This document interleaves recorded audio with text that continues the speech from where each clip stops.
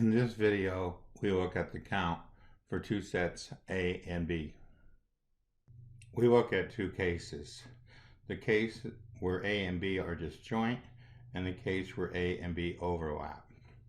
So the count in the case where they are disjoint is the count for A plus the count for B. The count for where they overlap is the count for A plus the count for B. Subtract from that the count for the intersect because it was counted twice. We have switched our HP prime graphing calculator over to the case where they are disjoint. We type L1 and L2 into our calculator. We take the 9 and put it into L3, which is the area outside of A and B. We take the union of all three, L1, L2, and L3, to get our universal set to be the numbers 1 through 9, the counting numbers 1 through 9.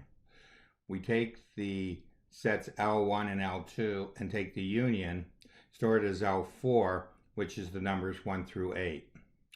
We look at the intersection of these two sets. They have nothing in common. We set the result L6 to the empty set. Then we take the size of L1 and the size of L2 and determine that it is 8. We set up a formula for figuring out what the count of L1 and L2 is. So here we show why the formula works in both cases, the case where they're disjoint or the case where they overlap. So in this case, we take the size of L1 and the size of L2, which is the count, and it turns out to be 8.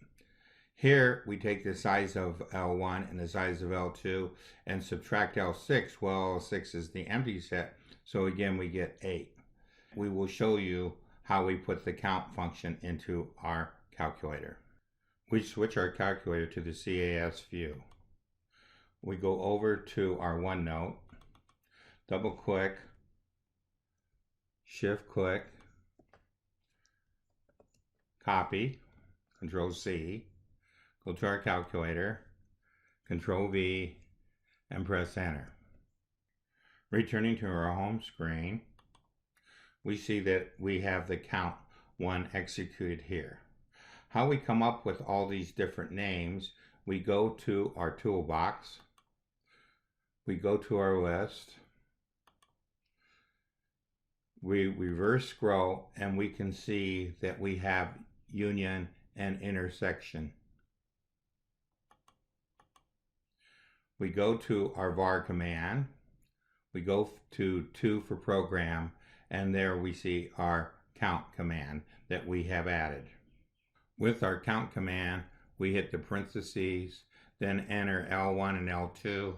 We get the answer 8, which is the same answer we got when we did the problem manually. Switching our calculator over to the overlap situation, we enter 1, 2, 3, and 4 for L1, 3, 4, 5, and 6 for L2, 7, 8, and 9 for the area outside here in the picture.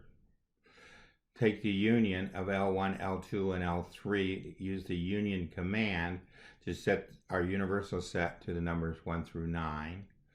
Take the union of L1 and L2 to get L4, which is to 1, 2, 3, 4, 5, and 6. Look at our intersection, which turns out to be 3 and 4. Then we need to take the size of L1 plus the size of L2 minus the size of L6 to get 6. Call up our count commands, L1, L2 count, hit the parentheses and L1 and L2 and enter and end up with the same answer 6 that we got manually. This concludes our lesson on the count for A and B.